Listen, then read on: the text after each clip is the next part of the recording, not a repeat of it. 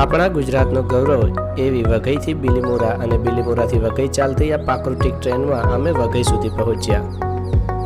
સરસ મજાના રસ્તાઓ, નદી નાળાને ઓળંગતી આ ટ્રેન કુલ 4 કલાકમાં 63 કિલોમીટરનું અંતર કાપે છે અને એનો વિડીયો જોવો હોય તો એ પણ આપણી ચેનલ પર છે। વઘઈ શહેર પહોંચતા જ ખબર પડી કે મહિનાના ચોથા શનિવારે આ શહેર બંધ હોય છે, એટલે જો તમારે અહીંયા આવવાનું થાય તો એ રીતે પ્લાનિંગ કરવું। વઘઈ પહોંચતા જ અમારી રાહ જોઈને બેઠા હતા રોશનભાઈ અને એમની ગાડીમાં અમે નીકળી પડ્યા ડાંગની સફરે। જ્યારે કોઈને સાપુતારા જવાનું થાય ત્યારે આ રસ્તાની સફર એમને હંમેશા માટે યાદ રહે છે। આ રસ્તો વઘઈથી સાપુતારા સુધી જાય છે, પણ વઘઈની એકદમ બાજુમાં આવેલો છે ગીરા ધોધ। ડાંગની મુલાકાત વખતે મોટાભાગના પ્રવાસીઓ તેમના પ્રવાસની શરૂઆત ગીરા ધોધથી કરે છે। જો તમારે સાચે જ ડાંગની પ્રકૃતિને માણવી હોય તો જુલાઈ અને ઓગસ્ટ મહિનામાં ડાંગની અવશ્ય મુલાકાત લેવી જોઈએ। વઘઈથી સાપુતારા જતા રસ્તામાં જમણી બાજુ થોડા આગળ વધતા આપણને આ ધોધના દર્શન થાય અને સમયની સાથે અહીંયા સુવિધાઓમાં પણ વધારો થઈ રહ્યો છે। ધીમે ધીમે અહીંયા પ્રવાસીઓની સંખ્યા વધતી જાય છે, તેથી અહીંયા પાર્કિંગની સુવિધા પણ ઉપલબ્ધ છે, જેના માટે ગાડી દીઠ ₹50 ચૂકવવાના થાય છે। વાંસમાંથી બનાવેલી અવનવી વસ્તુઓ અહીંયાથી તમે ખરીદી શકો છો।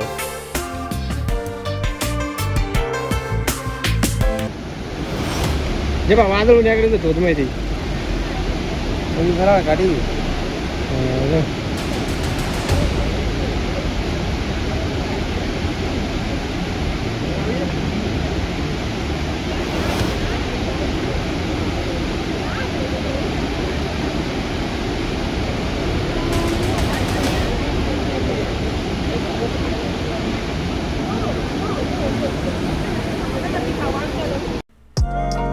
શહેરની ભાગદોડ ભરી જિંદગીથી દૂર અહીંયા કુદરતી શાંતિનો અનુભવ થાય છે। આજુબાજુમાં ઘનઘોર જંગલો આવેલા છે અને ખાસ કરીને ચોમાસામાં પાણીનો પ્રવાહ ખૂબ જ વધારે હોવાથી ધોધની નજીક જવાની મનાઈ કરવામાં આવેલી છે।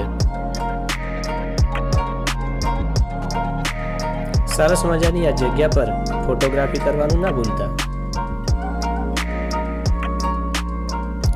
જો તમારે ક્યારેય ગીરા ધોધની મુલાકાત લેવાનું થાય તો બાજુમાં જ આવેલો છે વઘઈ બોટનિકલ ગાર્ડન। સરસ મજાનું વાતાવરણ અને ધીમો ધીમો વરસાદ અમારી સફરને વધુ સારી બનાવતો હતો।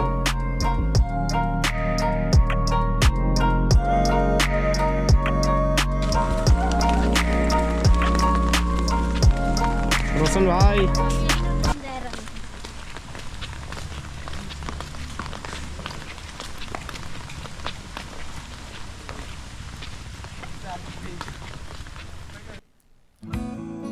અવનવી ન જાણે કેટલાય પ્રકારની વનસ્પતિઓ અહીંયા જોવા મળે છે અને હવે અહીંયા એક આદિવાસી સંસ્કૃતિ આધારિત સરસ મજાનું મ્યુઝિયમ તૈયાર થયું છે।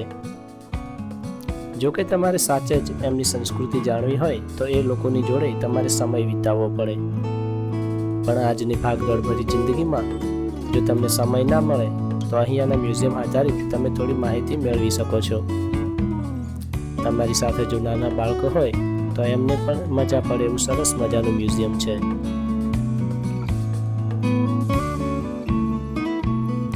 આ મ્યુઝિયમ ડાંગની લોક સંસ્કૃતિને દર્શાવે છે।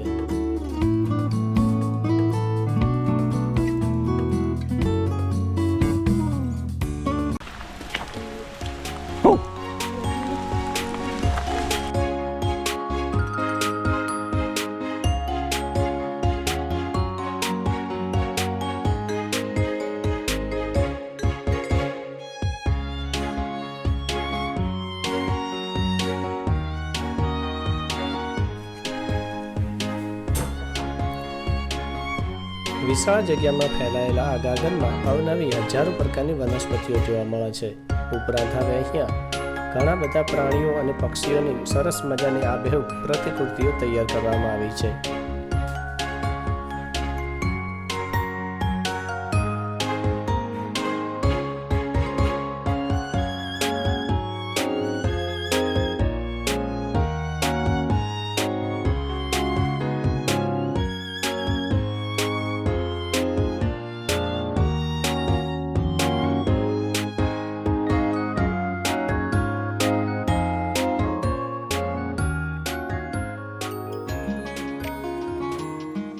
આધુનિક સમયની જરૂરિયાતોને ધ્યાનમાં રાખી અહીં બાળકો માટે સરસ મજાનું પ્લે ગાર્ડન પણ તૈયાર કરવામાં આવ્યું છે.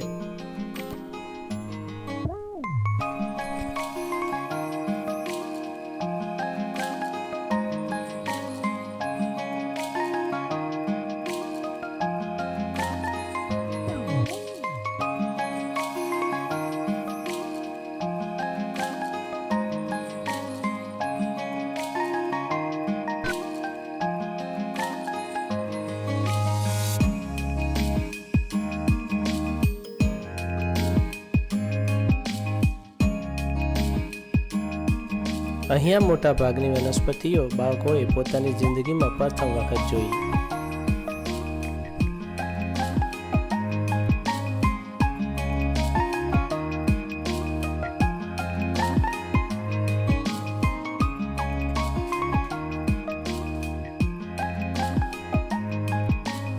અમને જેટલી ઉમ્મીદ હતી એના કરતાં પણ બાળકોને વધારે મજા આવી.